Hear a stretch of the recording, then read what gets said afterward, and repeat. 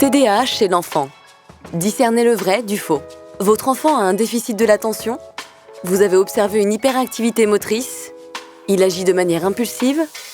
Ces 3 symptômes sont potentiellement le signe d'un TDAH, un trouble du déficit de l'attention avec ou sans hyperactivité. Il s'agit d'un trouble du comportement persistant dans le temps, associant ces symptômes à divers degrés. Mais comment savoir si mon enfant souffre d'un TDAH? Attention, pas de diagnostic hâtif. Aucun de ces symptômes n'est spécifique du TDAH. Ils peuvent être retrouvés ponctuellement chez n'importe quel enfant. Le TDAH doit répondre à certains critères et seul un médecin sera habilité à poser un diagnostic. Les critères pour un diagnostic. Les symptômes doivent être apparus avant l'âge de 12 ans. Ils doivent persister depuis plus de 6 mois.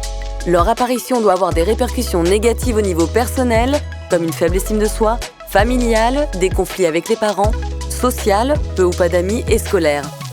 Le TDAH s'accompagne souvent d'autres troubles qui peuvent également être des diagnostics différentiels. Troubles des apprentissages, lecture, écriture, calcul. Troubles du langage oral, retard de langage, bégaiement, dysphasie. Troubles d'acquisition de la coordination, dyspraxie. Troubles d'opposition avec provocation, comportement hostile et provocateur. Troubles des conduites, agressivité, addiction. Troubles émotionnels, dépression, anxiété. Troubles du sommeil, difficultés d'endormissement, difficultés à se réveiller, semble fatigué au réveil. D'autres diagnostics différentiels doivent être éliminés au moment du diagnostic. Un trouble autistique, un déficit intellectuel, une précocité intellectuelle, un trouble bipolaire. N'oubliez pas que la plupart du temps, il est normal qu'un enfant soit agité de manière ponctuelle. Le TDAH ne touche que 5% des enfants et 2,5% des adultes dans le monde. Si vous avez le moindre doute, consultez votre médecin.